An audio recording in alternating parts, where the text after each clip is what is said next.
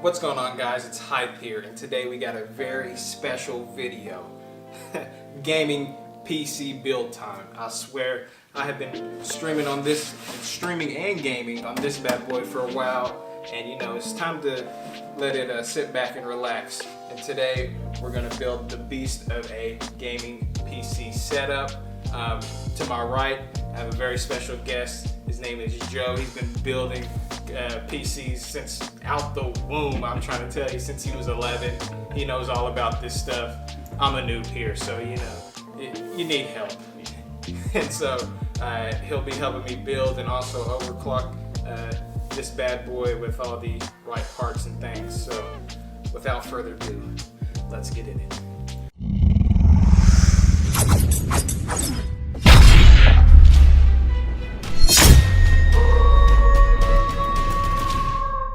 Alright, it's time for surgery. Let's get into it. First things first. GPU. Say what? Did you just say GPU? What is that? It's Chief Suite, baby. Now listen here, you sexy mofo. Why don't you go ahead and let Joe help you put this all together? I'll guide the viewers from here. Let's get into this build, shall we? Now, if you're new to the PC building world, come right in. It's not as hard as it seems, my friend. It's literally like 8 pieces that you put together like a puzzle. Now for this build, Hythe went with the Corsair Crystal Series 680x RGB case, an absolute beast. I can see already that Hythe spared no expense for this build, my goodness. Now we're starting this build off with the case, obviously, because that's where everything's gonna go. So you're gonna go ahead and take the panels off and get ready to install the motherboard. Now for the motherboard, Hythe went with the Gigabyte X570 chipset Master. Now when you open up your motherboard, you're gonna notice that's wrapped in a static shield. That's to protect it from static. Again, you don't wanna build this on carpet. Inside the box, you're gonna see the manual, maybe a drive disk, and some cables for your storage devices. So you don't have to really worry about the disk because most of the time it's out of date and you can get the newest drivers online, but the cables, you're gonna save those for later. Now what most people do, as you see what Hythe is doing right here, is they put the motherboard on the box because it's a good place to go ahead and start building everything. Now let's move on to the CPU. Hythe went with the AMD Ryzen 73700X 8-core CPU. My goodness. Also included with this CPU is the Wraith Prism stock cooler. So when installing the CPU on the motherboard, you're gonna see a little bar. You're gonna go ahead and pull that bar up. You're also gonna see 2 little plastic pieces that is screwed into the motherboard. You're gonna go ahead and unscrew those if you're gonna apply the stock cooler. They're gonna go ahead and screw these later on in the build, but now it's time to take out the CPU. Now this part you should be very careful because you don't want to touch or damage the pins on the CPU. So when you take it out of the package, grab it by its side, as you can see here, and go ahead, and on the CPU there's going to be a little arrow. On the motherboard there will also be a little arrow. You're just going to go ahead and line those up and just drop it right in on the motherboard. Now you don't want to push down on it. It should fall right into place. You just pull back that bar and congratulations, you installed the CPU. Now let's move on to RAM. For RAM, Hythe went with the G.Skill Trident Neo DDR4 3608 GB sticks for a total of 16 gigabytes. Now if you look in your motherboard manual, it will tell you which slots to use for RAM. If you use 1, it'll tell you how to put 1 in there. If you use 2, it'll tell you which ones to put it in. If you use 4, obviously you're just gonna use all the slots. Now to install the RAM, it's pretty easy. You're just gonna go ahead and pull these levers down. You're gonna line up your RAM with the motherboard and just gonna push it right in. And you're gonna push it in until the RAM clicks. Congratulations, you've installed your RAM. For our first storage unit, Hythe went with a Samsung 970 NVMe M.2 1TB SSD. On the motherboard, there's going to be a cover covering the M.2 slot where you're going to install the SSD. You're going to take that cover off, put it in at an angle, push it down, and put the cover right back on. So we're just gonna go ahead and slide that motherboard right on in. The IO shield is pre-installed. Like I said, my man spared no expense. Snap that right into the case. And once you're done, you're gonna go ahead and screw in the motherboard with the motherboard screws. And let's move on to the next step. For more RGB goodness, Hythe went and bought 5 LL120 RGB Corsair fans. As we can see here, Hythe installed the wrong way, which is perfectly fine because you're learning along the way. That's what's so fun about building PCs. For GPU, Hythe went with the Gigabyte GeForce RTX 2070 Super 8GB with RGB, you know it. Now to install your GPU, it's pretty easy. You're gonna see these little slots right here in the very back. You're just gonna unscrew that and you're gonna install the GPU in the first PCI slot. Very simple, just plug and play. Let's move on to the power supply, which is a Corsair RM 750 watt 80 plus gold certified fully modular power supply.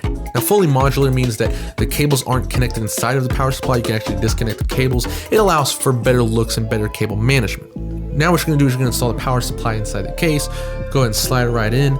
Make sure it's lined up with the screw holes on the case and screw it in. Go ahead and connect your motherboard and your GPU to your power supply, and we're rocking along. For cooling, we're gonna be using the Corsair H100i RGB Platinum liquid cooling system. Remember earlier I said you're gonna take out those little plastic pieces on the motherboard. That's what they're doing right here and installing the liquid cooler.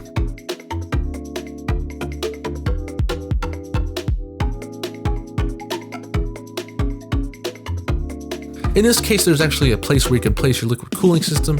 You're gonna go ahead and take that little piece out, screw in the liquid cooling system onto the racks, and put it back into the case.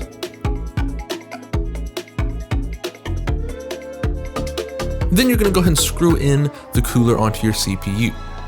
Hythe also went with the Commander Pro controller for the RGB lighting, precise fan speed, and temperature monitoring. For the second storage device in this PC, we're gonna go with the Samsung 860 SSD 1TB. Now for your drives, it's gonna be pretty easy. What you're gonna do is you're gonna find the drive bays. They look like that. You're gonna go ahead and install and screw in and make sure they're secure on the drive bay and install them in your PC. And for the third storage device, Hythe went with the Seagate Barracuda 2TB hard drive. You're gonna put that inside a drive bay and put it inside your PC. From that, you're gonna power the drives with some power supply cables that came with your power supply and some SATA cables that came with your motherboard. And for even more RGB goodness, Hythe went with the Corsair Lightning Node Pro. Peeling off the... listen, can you hear it? Oh, it's silent. Look how nice, oh, look how beautiful that is. Wow. Oh, look at that, huh? Let's get the top. Come on, baby. Wow. Look at that. Boy, that is sharp. In the front, gotta get the front. Hold on. Let's turn it. This is critical.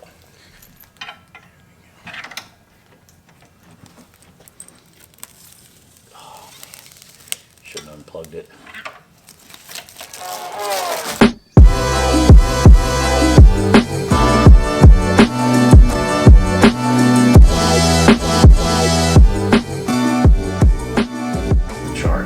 But for right now, what we're going to do is just use what's really nice about the Aorus and the Gigabyte Aorus motherboard software is they give you an easy tune overclocking software that comes with it if you load it. I suggest if you do get this motherboard, you definitely load this. It makes overclocking so much easier. You can go in the old way, you can go on the BIOS cheat and the UFIs, and you can sit there and play around one at a time. You can definitely do that, but this makes it so much quicker and so much easier. So let's get into it. So default, you can see right now it's running at 3.6 gigahertz. So right now I can hit an all-core overclock. It'll at least give me 3.8, which we know is, we can get way better than that. Actually, it's running almost 4.2 right now, and the G.Skill is running at 2132 megahertz. So let's see what we can do to tweak this thing.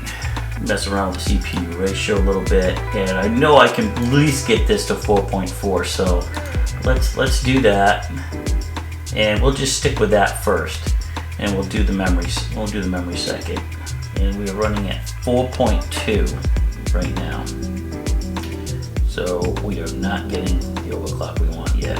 So you might have to increase the voltage a little bit, because when it's running at 3.6, you know, 36 or max at 44 turbo, it's running under a V-core of 1.2 volts. A lot of times you might have to increase that a little bit to, like, you know, 1.3 volts or something, maybe a little higher. so we might have to play with the voltage, tweak it a little bit. Let me see. A lot of the overclocking comes down to kind of the silicon lottery. Really does. Picking and choosing. Yeah, you just get lucky.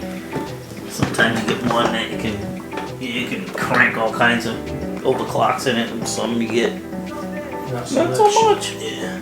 Because 4.4 didn't hold, so we're gonna see if we can get a 4 to hold, and then we'll go from there. We should get a 4 because 4.4 is where the max where the max overclock is. So we'll see if we can get this done. This is a 3600 kit. It's running at 2130. Let's put the XMP profile into effect. And what does that do? That basically makes it default to. It's going to make it run at the kit speed of 3600. Yep, G.Skill's running at 3600 now. See that? 3599. So we're getting really good overclock. We're not getting near. We should get 4 easily, 4.1 out of this Ryzen 7. It should be like a no-brainer. Yep, I got 37 out of it. See that? Nice. Got 37. So let me see if I can get. You're running right now. The Ryzen is running at. Oh, did you see it run at 43? Mm-hmm. So it's going to peak at 43 right now. But you got your RAM running at 3733, which is not bad. It's laying out all of your like all the hardware. It's monitoring all the hardware for you. So it's telling you what your CPU is running at 4200 right now, which is great. You know, it tells you it multiplies at 3.6, which we have it. We're getting ready to change 3.7. Tells you your RAM is running at 3732.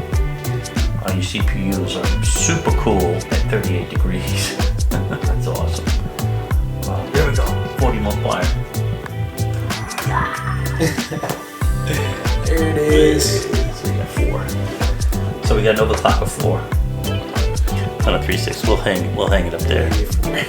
There it is. So we got you are at 3.6. It's a 3.6. You're running at 4, and you've overclocked your memory from 3600.